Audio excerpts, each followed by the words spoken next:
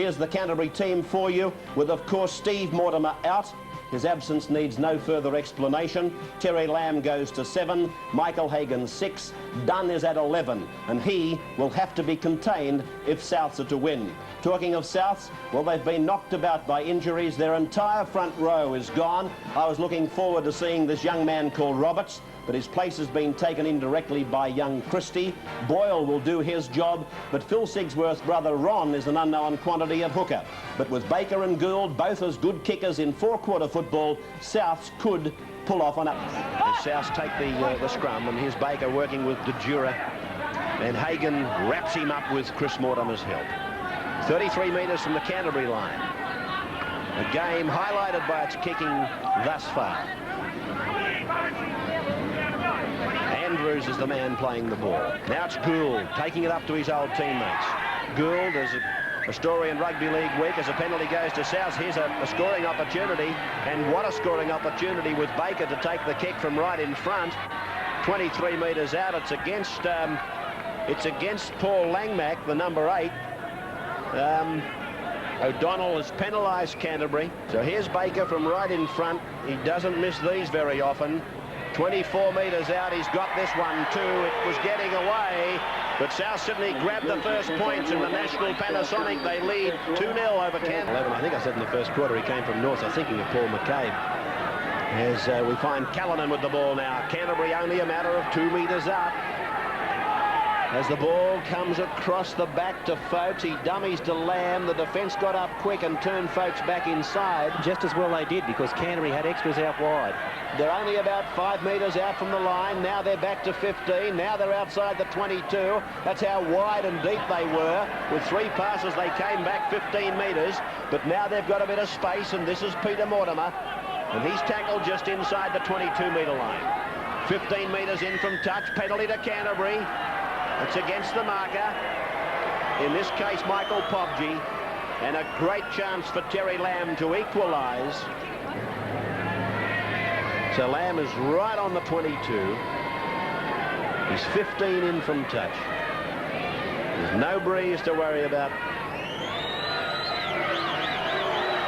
Hits it with the head down, he's got it. Good kick. And the scoreline at Lismore is 2 points all. The Bulldogs and the Rabbitohs. There's 3 penalties, all differentials. So it's indicative that Souths are having some scrummaging problems there. Here's Steve Folks, who's come out the other side of the tunnel, puts the hip into another. Good run by the nuggety second rower. And there you have one of the most underrated second rowers in the game. Lamb, now Hagan. Good tackle on Hagan by Baker. Smother tackle. It's Potter inside the 22, picked up in defence by David Boyle, but Canterbury are on the boil at the moment. They're looking very dangerous. Big Dunn crashes into them. That's where I like to see him running, about 2 out off the ruck. 5 tackles gone. Here comes the little grubber from Terry Lamb, and he puts his foot to it a second time. He wasn't happy with the first impact, and he gave it another little boot on. Here's Potter coming into the back line. De Jura cancels his opposite out. Now it's Langmack. Folks is having a big game. Canterbury are masters of this pressure football inside the opposition's quarter, and now they've got Souths right where they want them. This is Gillespie running second man for Folks. And they're about 9 metres out from the line, Canterbury, as Lamb goes to the blind. They've stacked the blind. Dunn, can he get it away? Dunn, no, it's gone over the touchline. Well, it looked almost odds on that Canterbury were going to score when Lamb went from the open to the blind. I thought for a moment he'd given them the numbers. Time running out. Can they score before half-time? Langmack running as a second man, back the other way. Canterbury, 3 tackles gone. Johnston through Chris Mortimer to Michael Hagan. Hagan, big pirouette, and still looking to get rid of it. That's 4 tackles. They're 9 metres out. Terry Lamb finds Peter Tunks. They've got to smother him up. There's the 5th tackle. 5 tackles. I thought that was the siren. The players are screaming at the referee. It was indeed the siren. So Souths were able to hold the pressure out. Canterbury and Souths go to the break. 2 points all. As we find Souths now inside the 22 on the second tackle of 6 at their disposal at the moment. This is Sigsworth, 10 metres out from the Canterbury line. The crowd roaring now for the Rabbits. Coleman throws the cutout ball, and it's Andrew or Chisholm who's tackled. Andrews it was, I beg your pardon. They come back to the blind, and Gould throws a dummy inside before asking Christie to go ahead on the outside. He'll play the ball, and Gould is the dummy half. He may go for a grubber kick across the ground. No, he's found Boyle, and Boyle it is, who's still going to within 9 metres. So they've left it until the 5th tackle. Canterbury are calling for extras out on the right. That's Baker with the ball. He's gone for the drop goal. I like it. It's a good kick. Phil Gould applauds before the referee signifies that it was a goal.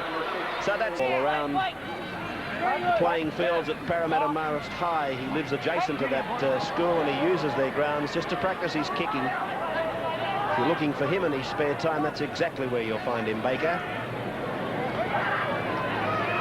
Oh, put down there by the second rower for Souths. Chisholm and Canterbury are going to try and work this ball on the first. Here's Hagan, and Hagan has tackled 9 metres his side of the halfway. Played back to Matthew Callanan, and Callanan is met by Gould, coming over the top, Sigsworth. And now away to Terry Lamb. He's gone through the little fellow. Billy Johnston backs him up well. They're 10 metres into South territory. Canterbury now coming back the other way with Tunks holding it up, looking for somebody. Finds Steve Folkes. Folkes gains another 5 or 6 metres, and he's pulled down about 35 metres out from the South line. To Lamb, is he favouring that leg? I'm just looking at him as in the back players. Paul Dunn goes ahead to the 32-metre. No, he looks okay. Lamb is, it's the 5th tackle. They go for the drop goal, and that's as sweet as they come, I'd suggest to you. That's the equaliser. Coming off the boot of Chris Mortimer, I do believe. I was looking at Lamb on that monitor, but there it is. Straight over the dot. Some fragile tackles in that front line. Well, probably the biggest difference between the two sides at the moment is the Canterbury forwards are looking to offload the ball when they're held in tackle. Oh, what a tackle! That was a great hit by Christie, a young fellow that... Costly loss there for South Sydney. Canterbury winning the scrum against the feed. It's one of those times we were talking about earlier in the match where you can put a ball downfield, fine touch, and then come up and be able to apply pressure because you win the ball from the set scrum. So Terry Lamb has got the opportunity from 20 metres out now to land a penalty goal that will put Canterbury in front by 2 points. Here's Terry Lamb. No worries. Head down over the ball and straight over the dot. So Canterbury are leading South by 5-3. 5-3 in favour of Canterbury, the score. And now the scrummaging becomes a major problem for Souths. It could well be the rock that they will perish on. In fact, it's the one that they are perishing on at the moment. As we find Gillespie playing at 15 out. Here comes Dunn on the run. That came off his knee. And it was taken in goal by... It's got to be done. Here's Baker. Baker! He's chasing keenly, but Terry Lamb was equal to the task. Smart little... This is Potter to play it. Now Langmack, Canterbury need only to... Whoa. Well, they've lost it there. I was about to say Canterbury need only to play no-frills football. And the penalty comes up for Souths. Langmack lost it. French dived on it. And then Johnston wrestled for it before the ball came out. Baker's kick. Straight over the dot. Beautiful kick. Not a difficult one for him. His team leading, trailing now by just 1 point. 6 a turnover. That's the first in the match. As it goes out to Baker. On it goes through. Out to DeJura. Oh, and Ross. He knew what he had to do when he got the football. But he didn't have the football. Across now to Lamb. Lamb stepping off his left, then to Callanan. Callanan underneath A swarm of rabbits. Or is it a warren of rabbits? I'm not sure. Bugden! 5 metres out from the South Sydney line. 5 tackles gone. Here comes the little fellow again. A grubber kick. Oh, a mean bounce. Beautifully covered up, in fact, by the number 17 for Souths. Baker's failed to find touch. Try to bite off just a little bit too much. That is the end of the section as the siren sounds in the background. Canterbury has defeated South Sydney by 6 points to 5. A match with no tries. Lamb 2 goals and a drop goal. Chris Mortimer a drop goal. And for Souths, Neil Baker 2 penalties and a field goal. Canterbury 6, South Sydney 5. That's the final scoreline from Lismore in this National Panasonic.